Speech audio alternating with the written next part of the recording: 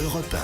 Le grand direct des médias, Jean-Marc Morandini. Et le fait média du jour, c'est L'amour est dans le pré, dans la tourmente. Deux anciens participants de l'émission d'M6 se retrouvent devant la justice. Ces derniers jours, ils ont été condamnés pour des faits de violence. Jérôme Melitchenko, bonjour. Bonjour Jean-Marc. Vous êtes notre expert média et le premier de ces agriculteurs, c'est Jean-Claude, qui faisait partie de la saison 6 de L'amour est dans le pré. Oui, les téléspectateurs de M6 ont fait sa connaissance en 2011. Depuis, ils ont suivi son idylle avec l'une de ses prétendantes, Maude. Ils ont eu une petite fille ensemble à l'été 2014. Tout semblait aller pour le mieux entre eux.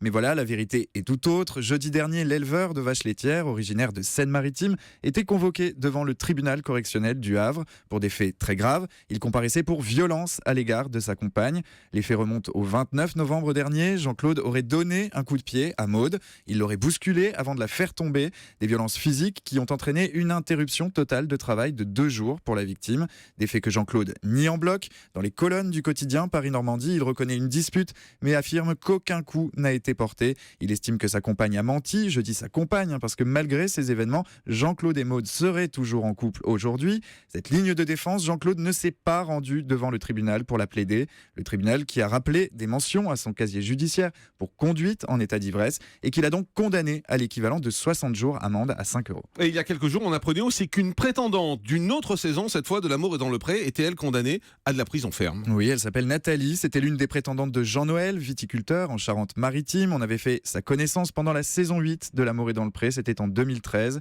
Nathalie est originaire du Lot-et-Garonne et c'est devant le tribunal correctionnel de Toulouse qu'elle a été présentée jeudi dernier en comparution immédiate. Cette fois, il ne s'agit pas de violence physique, mais de violence verbale, des menaces de mort proférées à l'encontre d'une avocate du barreau de Toulouse. Cette fois, la justice a été beaucoup moins clémente. Elle a condamné Nathalie à 1 an de prison ferme, une peine qu'elle doit à ses antécédents. Les téléspectateurs de L'amour est dans le pré se souviennent sans doute de la prétendante de Jean-Noël pour son verbe haut, une attitude qu'elle avait devant les caméras, mais aussi dans sa vie de tous les jours. En 2014, elle avait déjà été condamnée à 700 € d'amende pour des menaces de mort proférées à l'égard d'un agent de la caisse primaire d'assurance maladie. Aujourd'hui, la justice a estimé qu'il y avait récidive et elle a donc envoyé Nathalie derrière les barreaux. Alors, ce n'est pas la première fois que des participants à des émissions de télé-réalité se retrouvent devant la justice pour des affaires sérieuses. Oui, bien sûr, on pense à Nabila, condamnée en mai dernier à 2 ans de prison, dont 6 mois ferme pour violences volontaires aggravées à l'encontre de son compagnon Thomas Vergara, une condamnation assortie d'un aménagement de peine qui a permis à la jeune femme de ne pas retourner en prison. On pense aussi à Gérard, surnommé GG de Koh-Lanta, candidat du jeu d'aventure de TF1 en 2011. Il avait également participé à Splash, le grand plongeon. Il était accusé d'agression sexuelle par 6 jeunes filles, 6 employés du parc animalier dont il est le gérant. Les victimes rapportaient alors des propos choquants, des gestes déplacés de sa part.